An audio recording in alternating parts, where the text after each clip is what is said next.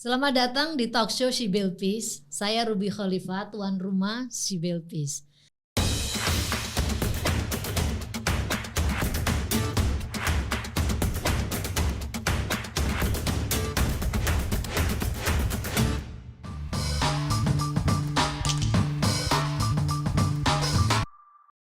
Jika di luar negeri terdapat Savitribai Phule, seorang reformator sosial India yang mendirikan sekolah pertama untuk anak perempuan dari kasta rendah di India pada tahun 1848. Di Wonosobo ada Mbak Istiqomah yang memperjuangkan pendidikan perempuan agar bisa meningkatkan taraf hidup perempuan. Isti memperjuangkan kejar paket di Desa Gemblengan, Kecamatan Garung, Kabupaten Wonosobo. Seperti apa kisah Isti memperjuangkan pendidikan kesetaraan bernama Kejar Paket ini? Simak di She Built Peace edisi ke-14. Dari anak petani hingga mengadvokasi pendidikan perempuan. Lahir dari keluarga petani membuat Isti berpikir bahwa menyandang gelar sarjana hanyalah sebuah impian yang terlalu tinggi. Sejak kecil, keterbatasan di sekelilingnya menanamkan keraguan seolah pendidikan tinggi hanya milik mereka yang lebih beruntung, baik secara finansial maupun secara akses. Namun, waktu menunjukkan sebaliknya. Isti tidak hanya berhasil lulus kuliah, tapi ia juga menjadi lulusan terbaik dengan predikat cum laude dari Universitas Sains Al-Quran atau UNSIK di Wonosobo. Dengan bangga ia mendobrak stigma yang ada di masyarakat. Anak petani juga bisa lulus kuliah. Kini, Isti lebih dari sekedar contoh keberhasilan. Dia telah menjadi inspirasi bagi perempuan lain di desanya. Di desa yang dikenal memiliki tingkat pendidikan rendah ini, Isti bertekad untuk mendorong perubahan. Ia tidak hanya berjuang untuk diri sendiri, tetapi juga untuk perempuan lain di desanya. Dengan harapan mereka bisa mendapatkan pendidikan yang lebih baik dan memperbaiki taraf hidup mereka. Di tengah tantangan besar, Isti memutuskan bahwa harapan harus tetap menyala bagi setiap perempuan, apapun latar belakangnya. Nah, saya ingin mengundang Mbak Isti dalam perbincangan kita kali ini yang memfokuskan tentang sebuah program pendidikan kesetaraan. Tentu Anda semua sangat familiar dan ini terjadi di berbagai pulau di Indonesia, khususnya memang program ini diadakan oleh pemerintah agar mengupgrade gitu ya pendidikan atau orang-orang yang putus sekolah. Namanya Kejar Paket A, B atau C. Jadi itu di desa Anda udah pasti ada program seperti ini. Nah, tapi sebelum kita ngomongin tentang Kejar Paket A, B, C yang menjadi keren di Wonosobo ini karena salah satunya adalah berkat Mbak Isti bersama dengan warga untuk bagaimana membuat akses program kesetaraan ini bisa betul-betul dimanfaatkan orang yang membutuhkan. Nah, pasti kalian sangat penasaran kan? Kita akan mengulik dulu profilnya Mbak Isti. Selamat datang Mbak Isti di talk show ini. Nah, ini baru nyampe tadi pagi atau semalam ya? Tadi malam. Tadi malam, iya, oke. Jam 12. Semoga sudah beristirahat ya. Alhamdulillah sudah. Kalau dibaca dari profilnya Mbak Isti itu kan luar biasa ya perjuangannya kayaknya dari titik nol sampai sekarang capaiannya di Desa Gemblengan luar biasa. Nah, mungkin boleh sedikit diceritakan sebenarnya buat Mbak Isti apa sih makna menjadi perempuan itu? Terima kasih Bu Ruby. Menurut saya perempuan dalam rumah itu adalah ruhnya gitu ya. Perempuan adalah ruhnya rumah tangga gitu. Kalau sudah ke ranah rumah tangga bagi yang sudah berkeluarga. Maka jangan sampai perempuan itu sampai merasa tidak bahagia, maka isi rumah akan tidak bahagia gitu. Yep. Nah, pernah dengar juga pernyataan bahwa wanita adalah tiangnya negara secara lebih luas gitu. Jadi saya ingin menjadi bagian dari tiang negara itu yang bisa memperkuat negara dari level yang paling bawah, minimal dari lingkungan keluarga saya. Mungkin bisa dielaborasi apa sih makna kebahagiaan kalau buat seorang Isti?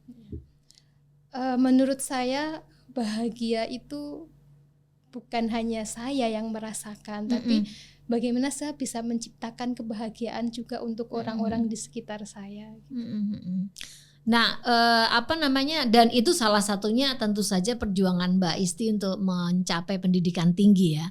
Nah ini unik banget ya, kalau sebenarnya bukan Mbak Isti aja banyak lah perempuan-perempuan yang lahir di keluarga merasa keluarga yang biasa-biasa terus pengen sekolah tinggi, itu kan nggak gampang ya. Punya cita-cita aja nggak gampang ya. Masyarakat kadang-kadang mencibir juga cita-cita seorang perempuan lahir dari keluarga sederhana tapi pengennya kuliah dan sebagainya. Nah, kalau di konteksnya Mbak Isti sendiri, dari mana sih cita-cita pengen sekolah tinggi itu, sementara ngelihat kondisi orang tua ya petani dan itu pun penghasilannya mungkin seolah nggak mencukupi gitu. Tapi Mbak Isti kekeh untuk bisa sekolah gitu.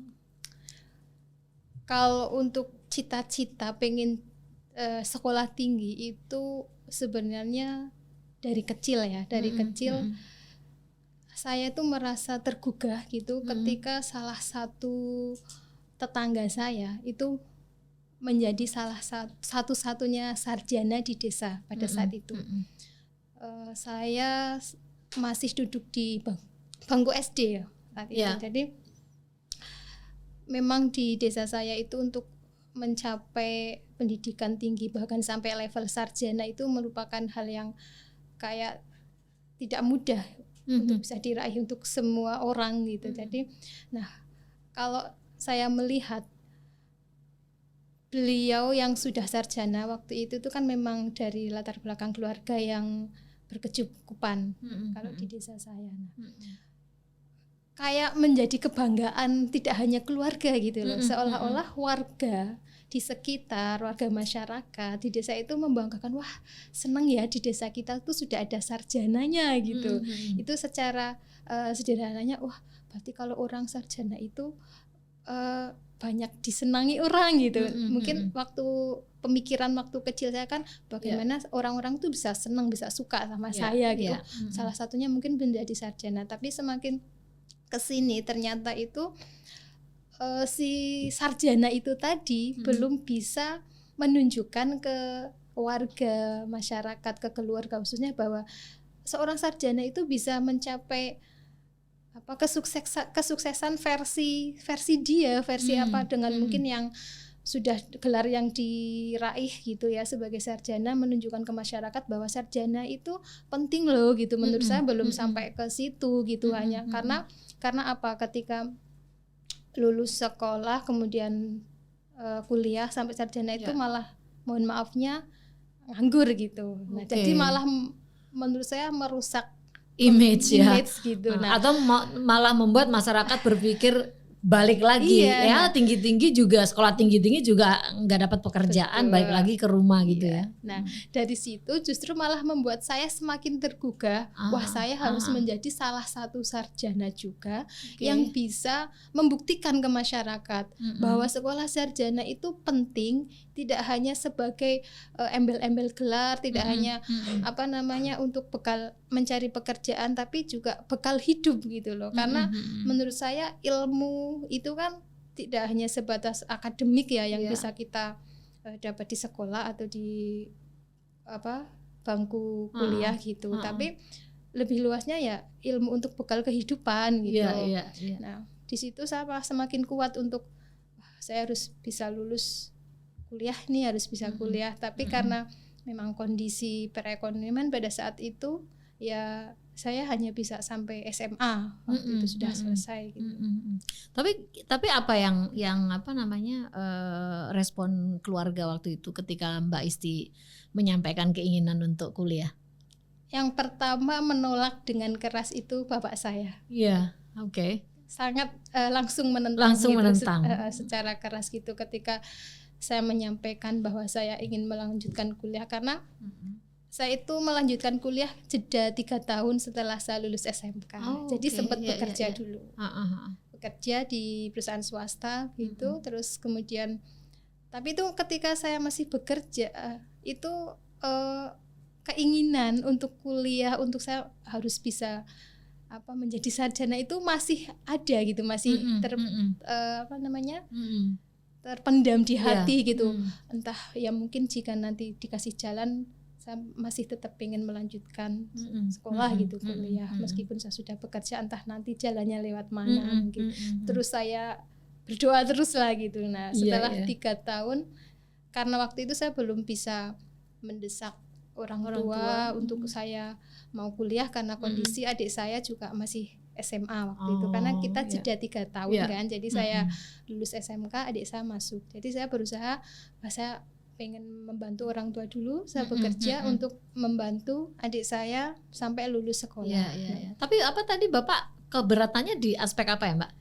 Yang pertama itu di aspek lingkungan ya, terutama karena saya waktu itu kan usianya sudah berarti 20-an Bu. Jadi ketika saya menyampaikan Pak saya pengen melanjutkan kuliah lagi lah, Pak saya itu menentangnya dengan alasan kamu tuh sudah usianya sudah dewasa, sudah waktunya menikah, kenapa kamu harus lanjut kuliah gitu. Seperti itu. Yang kedua masalah ekonomi, nanti kalau kamu kuliah siapa yang mau biayai gitu, karena saya sudah tua dan secara ekonomi tidak seperti dulu ketika saya masih kecil-kecil, kakak saya, adik saya kemudian mencari kerjaannya tuh masih giat gitu. Nah sekarang bapak kan sudah semakin tua, usaha juga sudah sepi seperti itu. Tapi kemudian karena berbagai keterbatasan itu, bagaimana tuh Mbak Isti menyiasati sampai selesai? Berarti masih kerja juga atau ada kegiatan yang lain yang menopang? Waktu itu saya berusaha meyakinkan ke bapak dan ibu bahwa saya bisa kuliah dengan biaya mandiri Pak. Dengan apa gitu? Yang pertama, saya siap mencari pekerjaan part time gitu, yang freelance gitulah, yang bisa disambi sambil saya kuliah, setelah itu saya bisa sambil kerja gitu. Dan saya akan berusaha mencari biaya kuliah yang termurah. Nah waktu itu saya mencari info gitu lewat organisasi kayak gitu, ada nggak beasiswa kuliah, lihat apapun lah, yang penting bagaimana biar saya kuliahnya tuh lebih murah, dapat dispensasi. Alhamdulillah dapat juga. Jadi 1 semester itu cuma membayar 70% dari biaya semester sampai selesai. Nah, kalau refleksi diri sendiri ya, apa sih bedanya Isti yang sebelum kuliah dengan Isti yang setelah kuliah?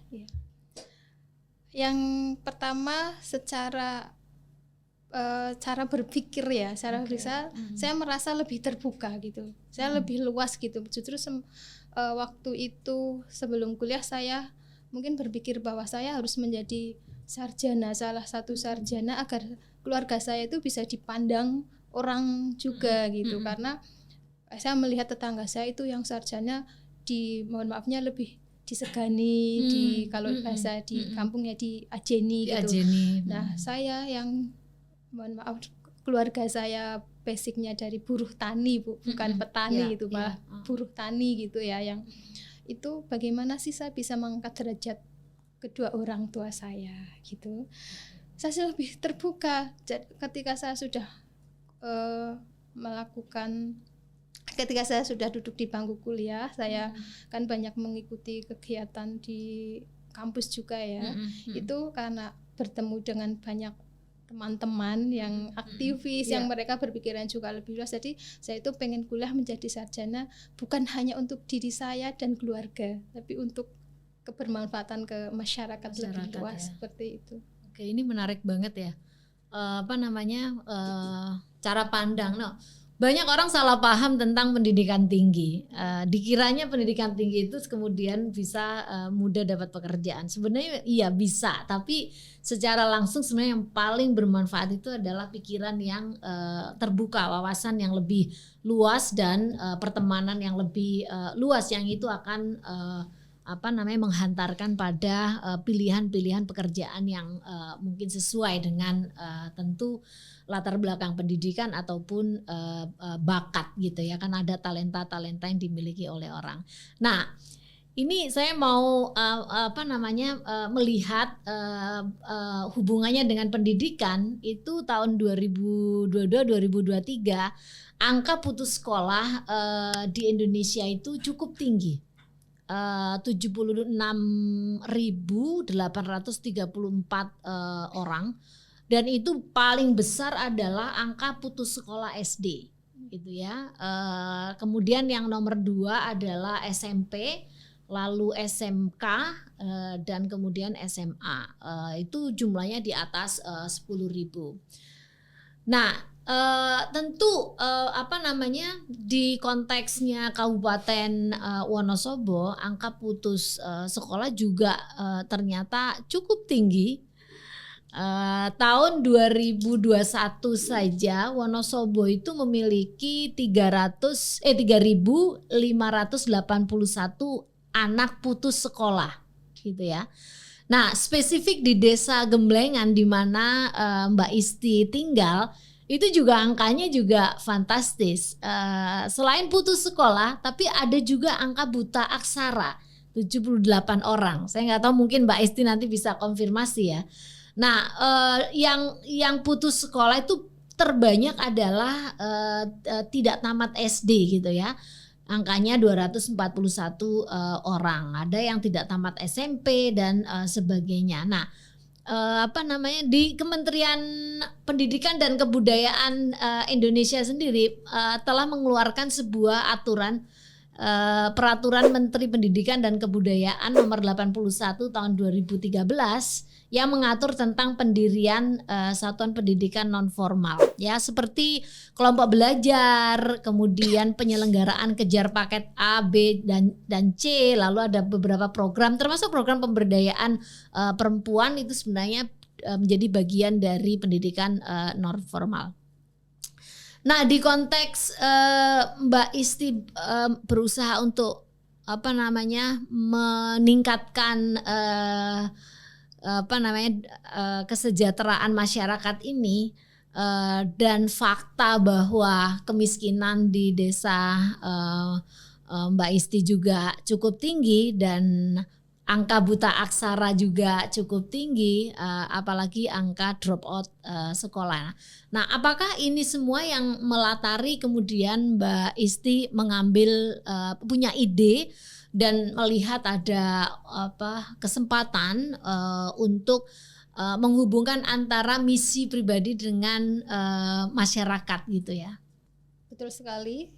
Yang pertama, salah satu faktornya itu kondisi masyarakat di desa memang secara rata-rata sekolah masih sekolah dasar gitu. Jadi rata-rata lama sekolahnya itu masih 6 tahun gitu kan, berarti lulus sekolah dasar pada waktu itu.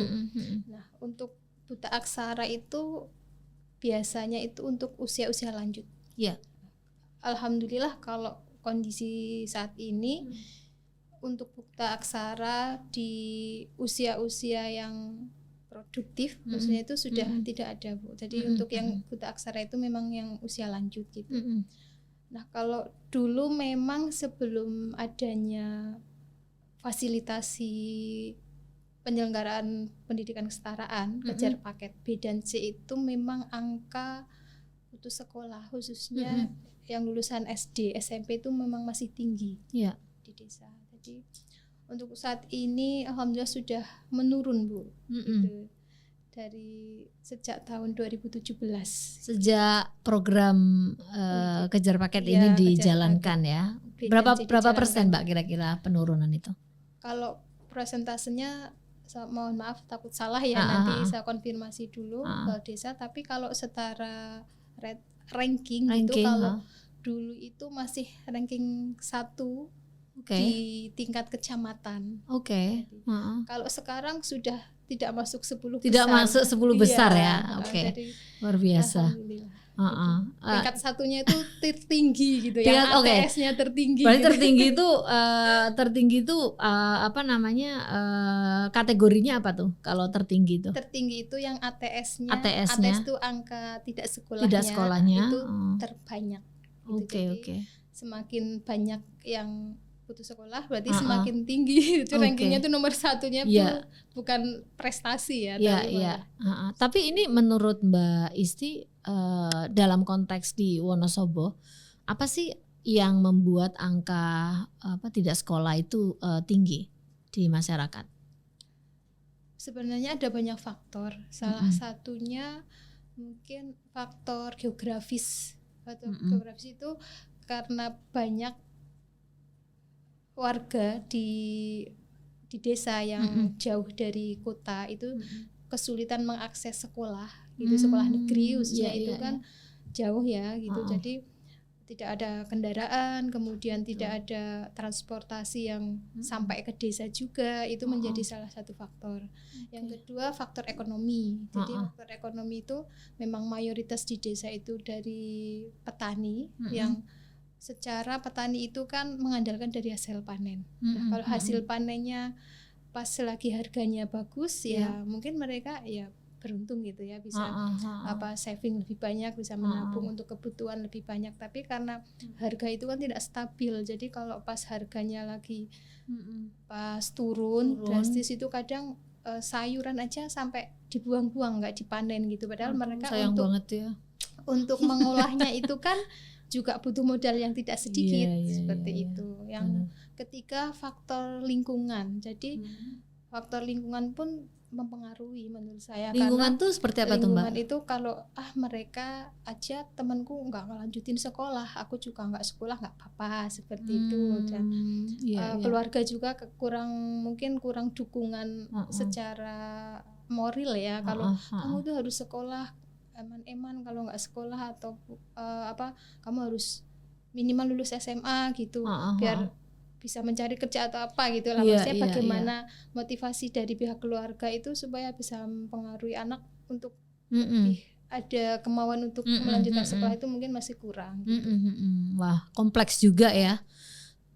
Faktor-faktor itu apakah masih kuat Mbak sampai sekarang? Buktinya ada yang ranking 1 yang tidak sekolah, berarti itu masih terjadi ya. Maksudnya antara kemiskinan, akses yang susah, lalu kemudian juga persoalan ekonomi gitu ya, penghasilan dari petani yang tidak tidak tentu, harga yang petani nggak bisa nentuin harganya, fluktuatif dan sebagainya. Artinya kondisi-kondisi ini masih ada sampai sekarang. Masih, tapi angkanya sudah tidak tinggi seperti dulu gitu ya. Jadi yang berbeda itu faktor lingkungan. Itu kalau anak-anak sekarang lulus SMP aja itu ada rasa malu gitu loh. Temenku kalau nggak di pesantren melanjutkan ke SMA gitu. Jadi sekarang sudah banyak yang melanjutkan di SMA formal juga gitu. Jadi ada salah satu yang tidak melanjutkan sekolah. Mungkin pas sempat saya tanya gitu ya, kenapa kamu nggak sekolah? Jawabannya cuma nggak pengen gitu, berarti kan nggak ada motivasi deh, mungkin ya. Itu memang ada sampai sekarang pun yang cuma lulus SMP dan tidak melanjutkan SMA gitu. Tapi sudah banyak yang melanjutkan daripada kondisi waktu itu tahun 2016. Tapi ini kan pemerintah sebenarnya banyak ya mengeluarkan beasiswa ya Mbak untuk pendidikan dasar kita ya, bahkan sampai SMA kan, dan juga itu didorongkan oleh banyak kebijakan. Nah, apakah kebijakan pemerintah yang seperti ini sudah diketahui di daerah pedesaan, dijalankan juga oleh sekolah-sekolah di sekitar Mbak Isti, atau bagaimana sebenarnya kebijakan ini ditangkap oleh masyarakat? Sudah, dan sudah menurut saya sudah dilaksanakan juga di sekolah-sekolah. Cuma biasanya mereka itu yang sudah mengetahui, warga pun banyak kok mereka yang bisa mengakses bantuan baik melalui PIP waktu itu kan ya. Saya kurang paham programnya, tapi mereka bisa kok mengakses itu. Itu ada alasan tersendiri mungkin karena sekarang jarak itu tadi Bu, letak antara jarak dari rumah ke sekolah itu kan lumayan jauh. Jadi aksesnya itu kan kalau tidak punya kendaraan sendiri kan kesulitan gitu, karena tidak ada mode transportasi angkudes atau angkot yang sampai ke desa kan gitu. Jadi salah satunya itu, kalau tidak berarti nanti kalau saya menyekolahkan anak saya harus punya motor minimal gitu ya. Jadi bukan hanya masalah sekolahnya ternyata tapi juga bagaimana akses kepada layanan sekolah itu sendiri ternyata harus disiapin, karena tidak ada layanan publik yang mendukung anak-anak itu pergi ke sekolah gitu ya. Oke, nah ini faktornya kompleks ya. Tapi salah satu yang saya ingin follow up di diskusi kita itu adalah masalah motivasi. Nah, bagaimana Mbak Isti membuat masyarakat termotivasi dengan adanya program kejar paket B dan C ini? Tapi juga bisa dijelaskan ide kejar paket B dan C ini dari mana dan bagaimana itu mengeksekusi dan membuat orang yang di sekitar Mbak Isti percaya bahwa ini bakalan bisa menjawab persoalan di masyarakat. Jadi awalnya itu pada tahun 2016 saya mengetahui bahwa ranking untuk angka tidak sekolah desa Gemblengan itu kok tertinggi gitu ya di tingkat kecamatan tuh. Saya merasa tersentuh gitu. Jadi prihatin gitu loh Mas. Aduh, kok memprihatinkan ya gitu. Nah, di situ pada saat itu saya belum bisa melakukan apa-apa, saya belum berkontribusi apapun waktu itu. Nah, kebetulan 2015 akhir ya, saya kan sudah bergabung dengan sekolah perempuan, dan di situ saya sudah kayak punya kendaraan ini saya untuk bisa masuk ke desa gitu, ke program desa gitu. Saya mengusulkan bagaimana kalau desa memfasilitasi penyelenggaraan program kejar paket untuk mengurangi ini ATS yang tinggi itu gitu, untuk menurunkan angka tidak sekolahnya itu. Tapi itu pun tidak mudah karena pada waktu itu kan mungkin tidak langsung kepala desanya menyetujui ya. Harus nanti itu mekanismenya seperti apa Mbak gitu kan? Apakah harus membuat sekolah atau membuat PKBM sendiri di desa atau seperti apa gitu. Nah, kebetulan saya kan punya jaringan dengan ketua yayasan yang menyelenggarakan pendidikan program kesetaraan yang pada saat ini sudah menjadi PKBM. Gitu. Pada waktu itu masih induknya pondok pesantren yang menyelenggarakan pendidikan kesetaraan gitu. Nah, padahal saya belum melakukan koordinasi, tapi saya berusaha meyakinkan ke kepala desa saya siap mendampingi jika Pak Kades mau memfasilitasi gitu. Terus Pak Kadesnya meyakinkan lagi kepada saya, Mbak Isti siap eksekusi, siap mengawal sampai akhir, saya siap dari awal sampai akhir gitu dengan yakinnya gitu ya. Nah, pas setelah itu meskipun di belakang saya harus gerak nih, saya harus melakukan lobby ke sana ke sini gitu. Itu dengan kepala desanya. Kemudian dengan warga belajarnya itu saya berusaha memotivasi, utamanya karena waktu itu kan berarti lingkupnya masih di sekolah perempuan karena saya memang belum punya ruang gerak yang banyak pada waktu itu di desa. Kan karena kendaraan saya yang pertama ya sekolah perempuan, ya saya ngobrolnya sama ibu-ibu dulu. Ibu di sini siapa yang punya ijazah SMA gitu kan. Ternyata masih yang ngacung itu 1-2 orang gitu kan, angkat tangan gitu waktu pertemuan gitu. Bu, nggak pengen tahu punya ijazah SMA. Jadi awalnya itu mereka pun jawabannya, udah tua Mbak, buat apa gitu. Kemudian buat anak saya aja lah. Udah kayak mereka tetap belum punya motivasi gitu untuk saya juga mau ikut pendidikan kejar paket gitu. Karena ibu-ibu waktu itu kan berpikirnya nggak ada gunanya juga saya, maksudnya melanjutkan sekolah, udah tua ini saya sudah menjadi ibu rumah tangga. Nah terus saya tidak berhenti di situ gitu. Bu, ibu ini kan sebagai ibu ya, ibu itu katanya madrasah utama buat anak-anak. Nah madrasah itu kan bukan maksudnya madrasah sekolah kayak gitu yang kelihatan Bu, minimal ibu itu menjadi contoh, menjadi guru pertama dan utama buat anak-anak lah.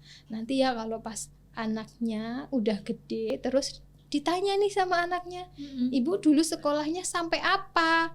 Terus ibu jawabnya SD, Nduk gitu. Kira-kira anaknya gimana Bu responnya kayak gitu kan. Terus oh ya Mbak, nah bagaimana ibu memotivasi anak supaya mau melanjutkan sekolah ke jenjang lebih tinggi kalau ibu sendiri cuma lulusan SD gitu. Nah minimal kalau ibu sudah punya ijazah paket C setara SMA, anak kan nggak nanya ibu sekolahnya SMA-nya kejar paket atau SMA formal. Minimal kalau ditanya ya anaknya udah gede gitu, ibu lulusan apa? SMA, kan bangga toh jawabnya anak, berarti saya harus lebih baik nih dari ibu katanya. Jadi ibu, iya Mbak aku ikut seperti itu. Oke, menarik ini. Tapi narasi yang sama juga dipakai untuk merekrut yang laki-laki ya, karena angka putus sekolah laki-laki juga mungkin juga nggak jauh beda ya. Tidak, jadi saya maksudnya pendekatannya itu tergantung siapa yang saya dekati gitu ya. Kalau di laki-laki apa Mbak narasinya? Nah, kalau laki-laki itu kan lebih ke bahwa laki-laki itu kan menjadi tulang punggung ya. Nah tulang punggung itu maksudnya ketika nanti berkeluarga itu kan pasti nanti akan menjadi kepala keluarga, mencari nafkah itu menjadi tanggung jawab seorang suami laki-laki. Nah, ijazah itu menjadi salah satu syarat formal saja sebenarnya untuk mencari pekerjaan, meskipun tanpa ijazah pun kita bisa bekerja gitu. Tapi kalau saya gambarkan saja untuk sekarang itu loh, kalau mencari pekerjaan di Indonesia itu ya apa-apa harus minimal SMA gitu. Kita nggak usah jauh-jauh di luar kota, di Wonosobo hanya untuk menjadi penjaga toko kue itu aja syarat ijazah minimal harus SMA. Kalau memang kita pengen mencari pekerjaan yang lebih baik, ya nggak ada salahnya kan kita mengikuti kejar paket. Mungkin sekarang merasa belum membutuhkan, suatu saat nanti ketika dibutuhkan kan minimal sudah ada gitu. Nah itu lebih ke yang laki-laki yang mungkin sudah berumur gitu ya, sudah siap kerja. Tapi tantangannya tidak hanya di situ saja, karena untuk anak-anak yang baru lulus dan tidak punya motivasi kan justru lebih menantang gitu kan. Betul. Iya, karena mereka yang memang dari keluarga yang kurang motivasi untuk kamu harus sekolah, kalau ditanya kok anaknya nggak sekolah, nggak mau Mbak, katanya lah males itu, mau kerja aja ya. Orang tuanya ya sudah gitu mengikuti anak, ya kan berarti bagaimana nih kita cari celah gitu. Berarti berapa lama dari gagasan kemudian menjadi program yang di launching oleh desa, dibiayai kalau nggak salah ya, tentu saja itu durasinya berapa lama tuh Mbak? 1 tahun. Oke. Dan 1 tahun itu Mbak Isti berarti memotivasi warga untuk ikut di dalam program ini. Kalau saya malah lebih ke advokasi ke Pemdes gitu kalau dalam 1 tahun ini. Tapi kalau dengan warga yang menjadi calon peserta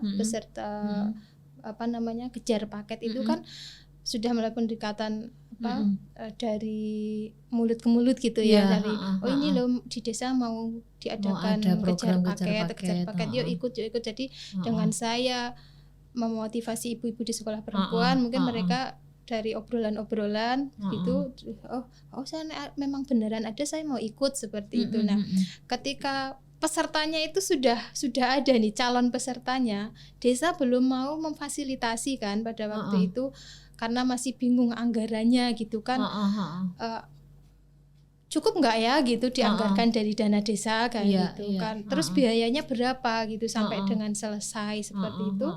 Jadi saya berusaha berkoordinasi dengan pihak ketiga yang untuk penyelenggaraan kejar paket karena Ya. desa itu kan tidak bisa menyelenggarakan sendiri Oke. karena bukan penyelenggara pendidikan kan. Kalau Ya. Pemdes kan pelayanan masyarakat di beda bidang ya. Jadi harus dengan pihak ketiga. Nah, pada waktu itu saya berusaha koordinasi, saya tanya, Bu, kalau kejar paket B dan C itu satu orang sampai selesai itu membutuhkan berapa biaya gitu. Nah, setelah saya mendapatkan informasi yang valid, saya meminta rincian, kemudian saya ajukan ke desa. Pihak ketiga tadi itu siapa? PKBM. Oh, PKBM. Iya, PKBM di tingkat kabupaten. Di tingkat enggak, di kecamatan Di kan kecamatan. ada yang masih di kecamatan Garung masih ada gitu. Nah, itu kemudian saya ajukan ke desa. Jadi saya pendekatannya itu tidak 1-2 kali langsung ACC gitu. Saya harus koordinasi ini dulu ke PKBM, kemudian ke desa lagi, kemudian ke peserta apakah mereka benar-benar siap seperti itu. Jadi setelah saya menunjukkan ini loh reng-rengan rincian biayanya cuma segini gitu. Berapa sih Mbak waktu itu? Itu waktu itu masih 2 juta itu satu alah. paket. Jadi sampai selesai gitu. Sampai Satu paket itu berapa orang? satu berarti? orang maksudnya. Oh, itu satu orang. 2 juta itu dari pendaftaran sampai mendapatkan ijazah gitu. Kalaupun membiayai 20 orang itu kan cuma 40 juta. Dan itu tidak harus dikeluarkan dalam satu waktu gitu kan. Karena perhitungannya tetap per tahun ajaran gitu kan, tidak langsung dikeluarkan sekaligus gitu. Oh iya ya, ternyata maksudnya bisa gitu. Nanti bisa bertahap. Ya 3 tahun dong namanya sekolah kata saya kan. Oh kalau begitu siap Mbak, yang penting Mbak Isti siap eksekusi, siap saya gitu, siap mengawal Mbak, siap seperti itu. Asik. Ini unik ya, tapi akhirnya selain Mbak Isti ada tim lain yang ikut membantu dalam eksekusi program ini, karena kemungkinan kan butuh pengajar, butuh nyiapin apa dan sebagainya. Itu gimana teknisnya Mbak, biar orang tahu. Mudah-mudahan inisiatif yang seperti ini juga bisa diterapkan di tempat lain, tapi secara teknis sebenarnya bisa dari warga diusulkan seperti Mbak Isti tadi sampaikan. Nah, cuman setelah disetujui, lalu prosesnya boleh diceritakan sedikit nggak Mbak?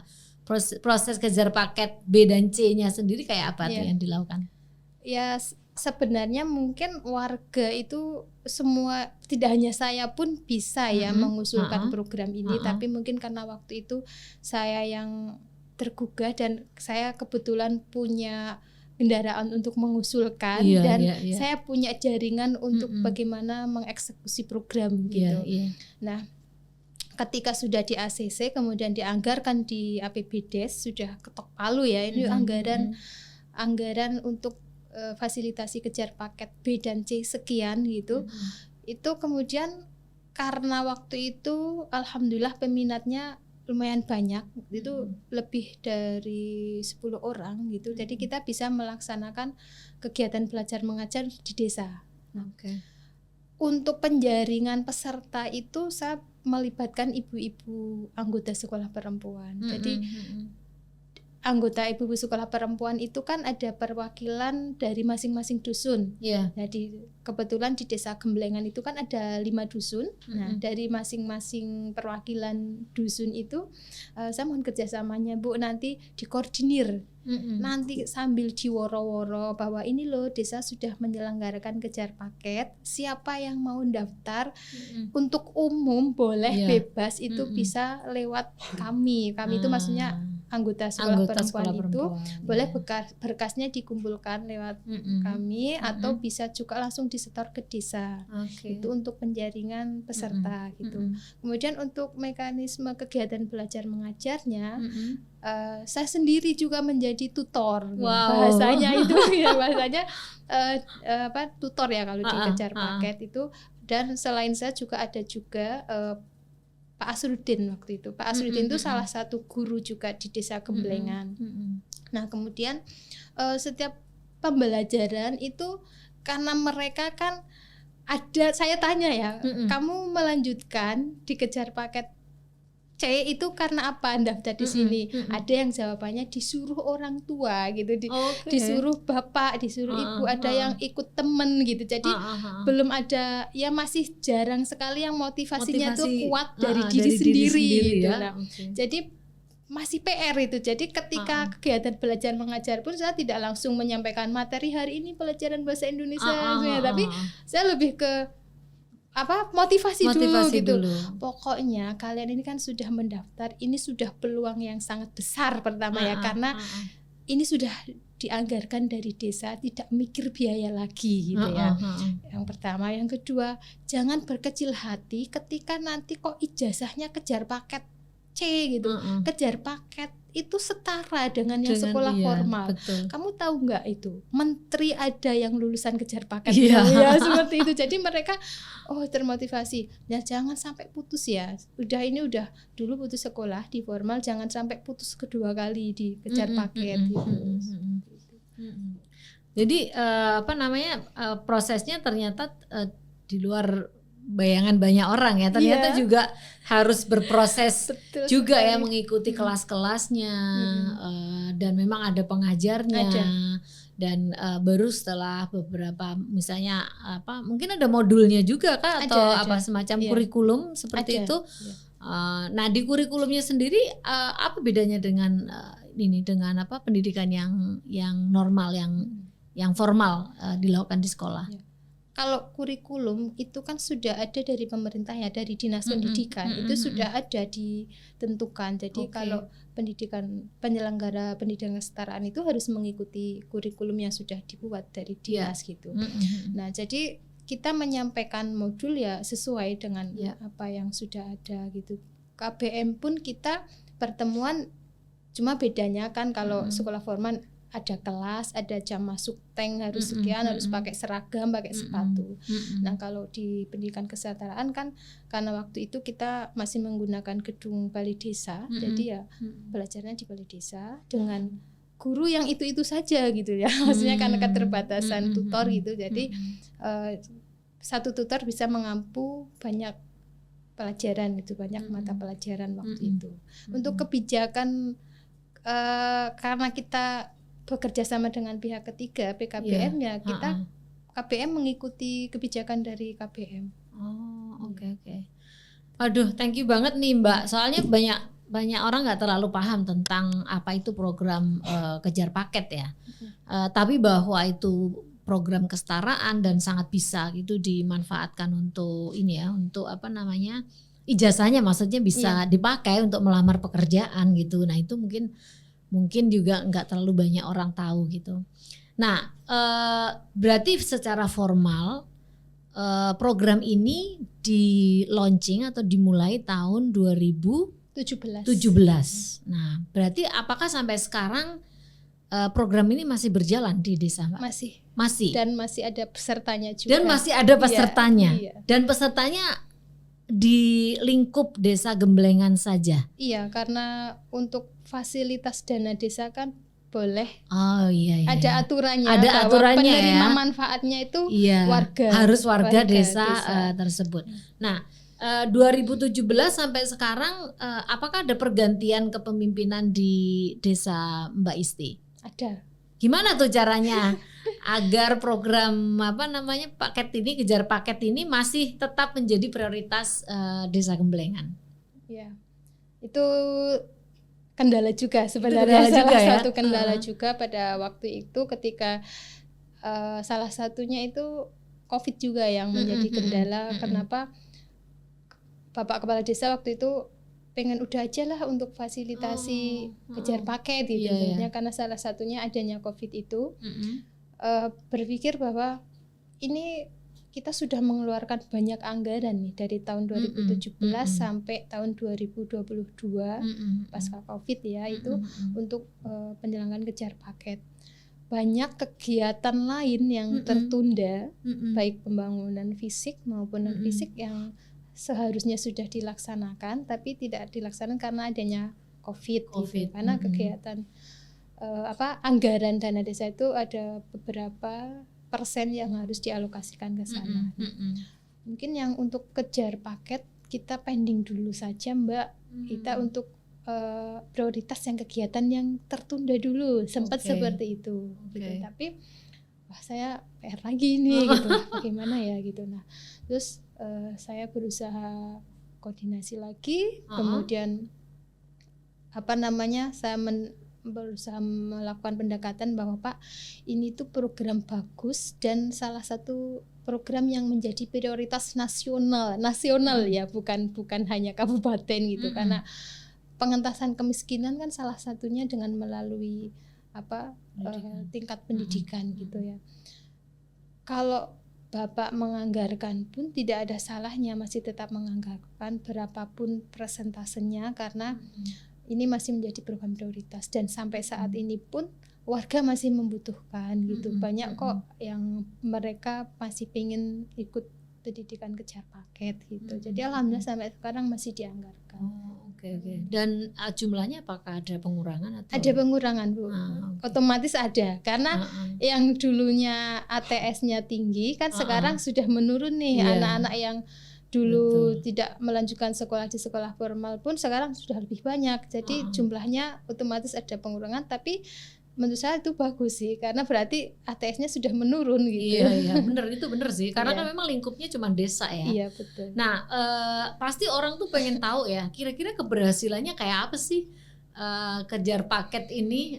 Ada nggak cerita orang yang lulus kejar paket ini terus dia berhasil menggunakan ijazahnya dan dapat kerjaan, Pak Isti? Iya, mungkin yang lebih seru lagi ya, karena saya ingat yang tahun 2018 itu lulusan terbanyak itu, yang meluluskan terbanyak itu 35 peserta, dan salah satu peserta yang lulus itu Bapak Kepala Desa. Oh iya, iya, surprise. Dan jadi Bapak Kepala Desa selain menjadi yang memfasilitasi, juga menjadi penerima manfaat juga dan gitu. Itu menarik ya. Maksudnya dia tidak malu, tapi justru dia memanfaatkan layanan yang dia sendiri setelah putuskan gitu ya. Iya. Itu gimana pengalaman itu?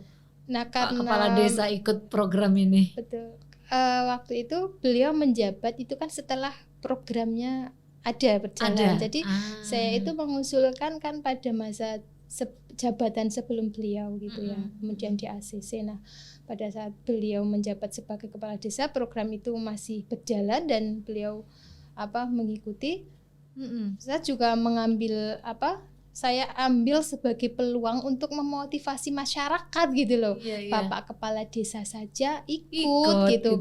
Kenapa kita tidak gitu kan.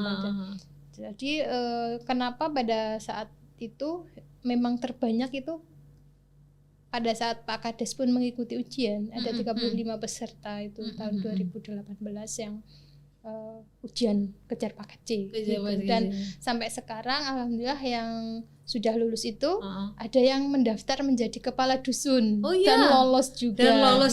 Sekarang sudah menjadi kepala dusun.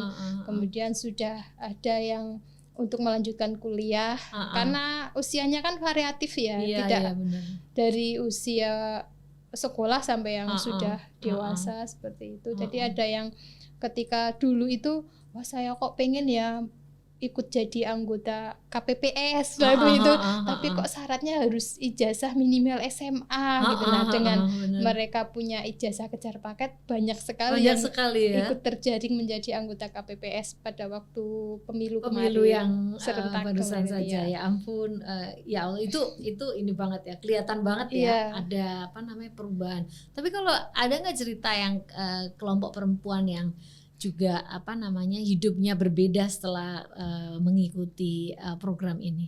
Ya. Khususnya itu kalau untuk kelompok perempuan itu, saya kan awalnya itu memang sasarnya ibu-ibu anggota sekolah perempuan. Nah, jadi pada waktu itu ibu-ibu anggota sekolah perempuan memang kayak mayoritas masih lulusan SMP gitu. Bahkan ada yang lulus SD saja. Nah, ketika sudah menjadi anggota sekolah perempuan kemudian mengikuti program kejar paket C, secara personal ya itu lebih percaya diri gitu ya. Ketika harus di forum itu ketika diundang untuk musyawarah kemudian untuk mengusulkan pun selain dari apa yang sudah didapat di sekolah perempuan karena kadang di desa itu kan ada program pelatihan yang diselenggarakan oleh kecamatan ataupun dari pihak luar yang salah satu mensyaratkan syarat pesertanya tuh harus minimal SMA ada juga gitu Bu. Jadi ketika sudah memiliki ijazah kan mereka bisa mengakses yang awalnya tidak bisa mengakses gitu. Terus yang unik itu dulu ketika saya masih ingat sekali waktu ada ini salah satu program aman ya untuk sekolah perempuan yang ibu-ibu anggota SP itu bisa boleh ikut tapi kalau minimal SMA seperti itu. Jadi sebenarnya mungkin enggak harus ya tapi jadi motivasi ibu-ibu gitu. Oh saya mau ikut sekolah perempuan dan ikut kejar paket C gitu di sana yang lebih bisa jadi added value ya. Iya betul, yang lebih kelihatan itu salah satu ibu ya mungkin bisa sebutkan namanya Bu Kartiem itu sudah usianya sudah lebih dewasa dari saya ya. Beliau itu justru anaknya pun sudah usia SMA pada waktu itu. Beliau nggak malu ikut sekolah kejar paket bareng anaknya. Pas saya tak tanya tuh, Bu jenengan nggak malu? Enggak Mbak, saya tuh nggak malu kan. Beliau ikut sekolah perempuan juga. Justru yang malu tuh awalnya anak saya gitu. Ibu tuh kenapa sih ikut kejar paket? Saya aja ikut. Nah beliau itu justru pengen memotivasi anak saya tuh Mbak kenapa saya ikut, saya harus sampai selesai ben anak saya juga mau lanjutkan sampai selesai gitu. Nah sampai sekarang alhamdulillah beliau malah bisa memotivasi ini tetangganya gitu untuk bisa ikut kejar paket kalau tidak mampu di sekolah formal. Ini ya Allah keren banget. Nih dari tadi Mbak Isti tuh ngomongin tentang sekolah perempuan ya biar orang-orang yang melihat podcast ini nggak bingung. Tentu kita pengen dengerin sebenarnya ini apa sih, program apa sih sekolah perempuan ini dan bagaimana sekolah perempuan ini menurut Mbak Isti menjadi bagian penting dari perjuangan berhasilnya kejar paket ya di Desa Geblengan. Ya. Sekolah perempuan sendiri itu ya merupakan komunitas ya berbasis masyarakat dari kelompok perempuan yang pada waktu itu diinisiasi oleh, kalau sepengetahuan saya gitu ya pada waktu itu diinisiasi oleh Aman Indonesia yang kebetulan waktu itu masih kades yang lama yang tahun 2016 sebelum kades yang sekarang. Itu setahu saya itu. Nah menurut saya kenapa saya tertarik untuk mengikuti sekolah perempuan, nah di sini karena saya waktu itu sedang mencari wadah gitu ya. Pas banget ya khususnya yang untuk advokasi. Betul, ini ya kejar paket ya. Yang untuk advokasi khususnya dan umumnya tuh saya pengen mengeksplor gitu ya. Perempuan itu sebenarnya punya banyak potensi yang butuh dieksplor jika ada yang mewadahi. Nah, sedangkan di desa sebenarnya sudah ada kan komunitas perempuan, kelompok perempuan kan banyak di desa. Ada PKK, ada kelompok wanita tani. Tapi mohon maaf kalau PKK itu biasanya ya yang ikut kegiatan mereka yang istri perangkat atau mereka yang memang sudah ditunjuk dengan SK. Jadi di luar anggota PKK kan belum tentu bisa mengikuti kegiatan kelompok perempuan, kelompok PKK. Nah, menurut saya sekolah perempuan itu bisa menjadi salah satu wadah gitu dan untuk mengeksplor potensi perempuan desa yang tidak punya wadah. Saya itu sebenarnya punya aspirasi loh, tapi saya bingung ya mau menyampaikannya saya lewat apa seperti itu. Nah, salah satunya karena waktu itu saya sedang punya ide untuk mengusulkan program kejar paket. Nah, pas bareng juga nih ada sekolah perempuan masuk di Gemblengan tahun 2015 akhir ya. Cuma saya ikutnya di 2016. Jadi saya tertarik untuk ikut di situ. Nah, ini proses di sekolah perempuan ini apa yang membuat Mbak Isti merasa bahwa Mbak Isti naik level yang berbeda lagi nih? Ya, pada waktu itu awal saya bergabung di sekolah perempuan kan saya masih menjadi anggota saya dan menurut saya pun tidak menjadi masalah ketika memang karena awalnya pun saya hanya mengikuti sekolah perempuan, saya pengen punya wadah untuk belajar juga untuk meningkatkan kapasitas diri karena saya tertarik dengan materi yang disampaikan pas awal mulai itu sudah terkesan menurut saya gitu.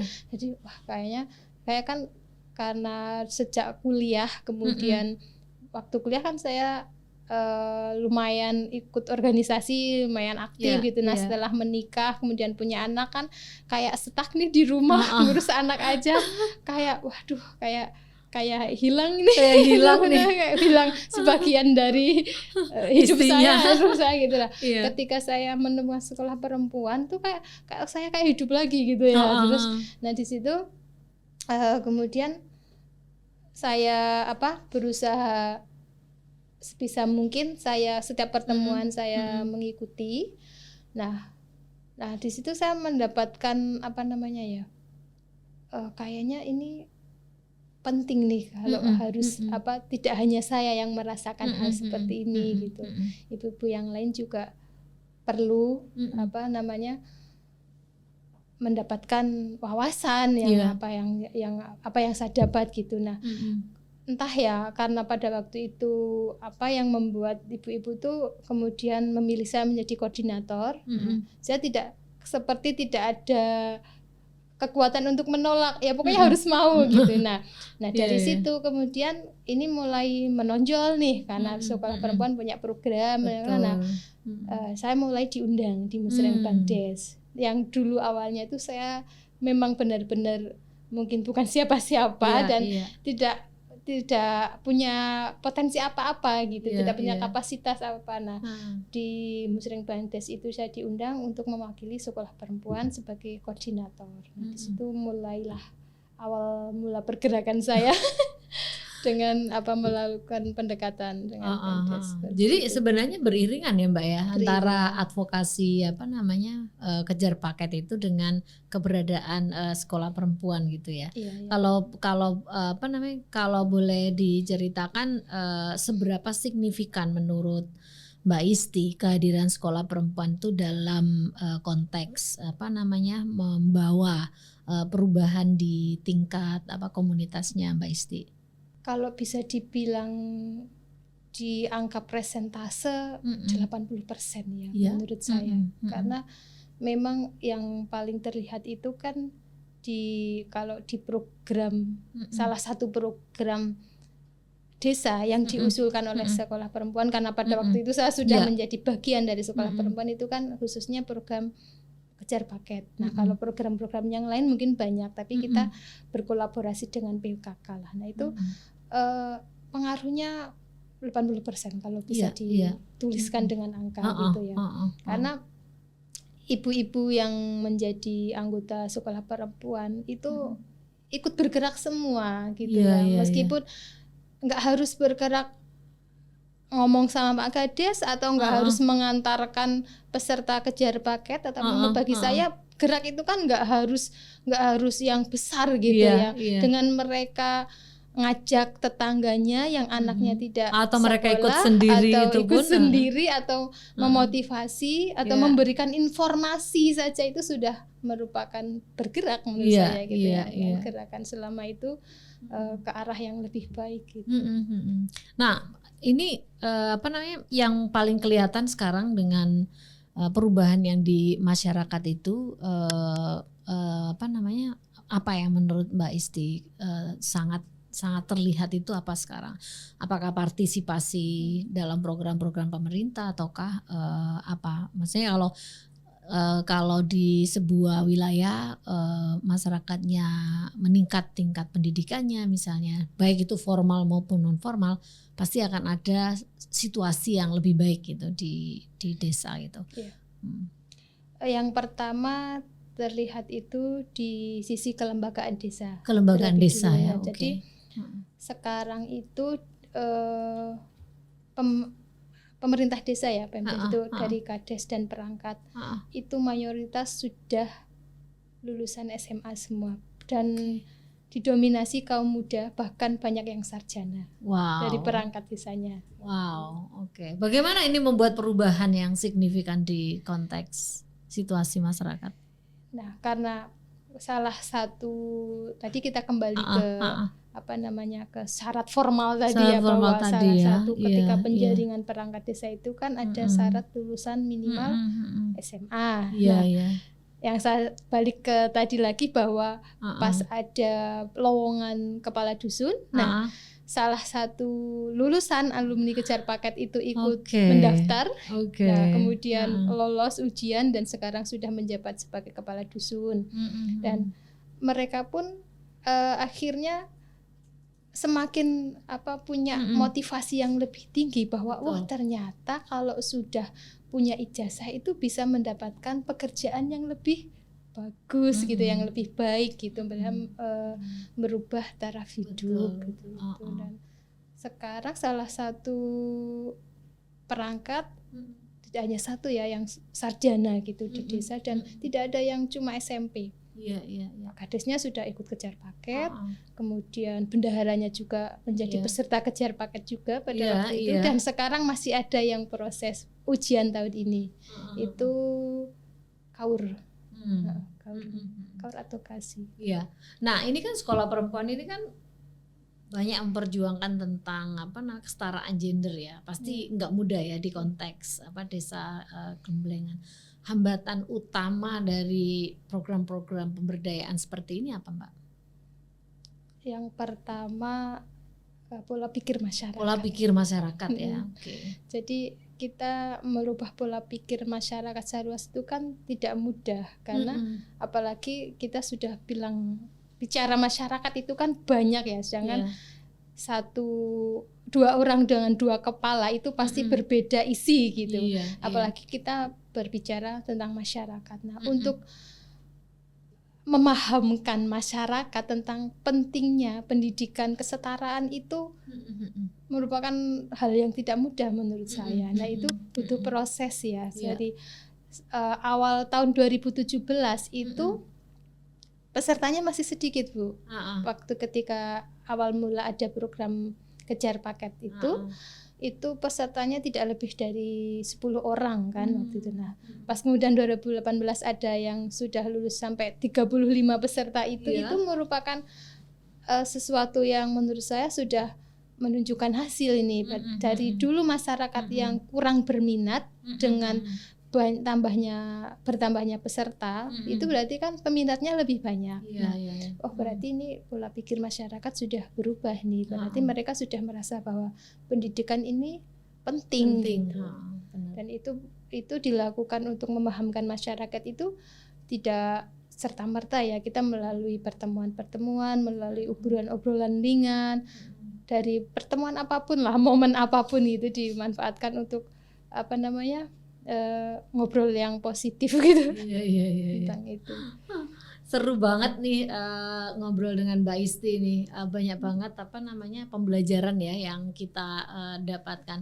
Tapi misalnya nih Mbak, ada banyak perempuan-perempuan di luar sana yang dia juga pengen melakukan usaha agar masyarakat itu bisa mendapatkan akses dari program-program yang tersedia di desa, apakah itu berbentuk Kejar Paket ataukah program pemberdayaan yang lainnya. Nah itu kan banyak orang nggak punya clue nih, nggak punya kuncinya gimana nih sebenarnya.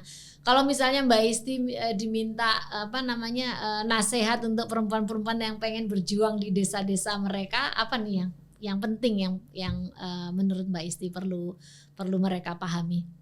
Yang terpenting menurut saya dari diri kita ya dulu ya. Ketika kita pengen melakukan perubahan, kita harus bergerak gitu. Tidak ada perubahan tanpa sebuah pergerakan. Kalau kita pengen berubah ya kita harus bergerak. Kalau bukan kita yang bergerak, siapa lagi gitu kan. Kalau sederhananya badan kita kan yang memiliki kuasa kan kita. Tangan kita kalau tidak kita yang menggerakkan kan tidak bisa bergerak, masa orang lainnya seperti itu. Betul. Mulai dari diri sendirilah kita harus bergerak dulu gitu. Kalau untuk mengakses program, banyak peluang kok sebenarnya. Tinggal kita berani nggak menyuarakan seperti itu. Tapi tipsnya apa nih agar bisa konsisten terus untuk melakukan ini ya, upaya agar program yang diharapkan itu betul-betul terjadi di sebuah masyarakat. Motivasinya masyarakat banyak. Jadi kalau saya berhenti bergerak, ada mereka yang masih butuh diperjuangkan gitu ya. Banyak mereka yang mungkin masih butuh pergerakan kita. Gitu. Iya. Jadi jangan pernah patah semangat ya. Karena sudah pasti perjuangan untuk kesetaraan gender akan menghadapi tantangan yang luar biasa. Tantangan di dalam keluarga sendiri udah pasti. Tantangan di sekitar kita udah lebih banyak lagi gitu ya. Tantangan masyarakat secara luas, tantangan di birokrasi banyak sekali, tentu saja perlu dihadapi dengan semangat, resiliensi, ketangguhan agar cita-cita siapa saja yang ingin melakukan perubahan di tingkat desa tentu membutuhkan upaya-upaya yang konsisten gitu ya.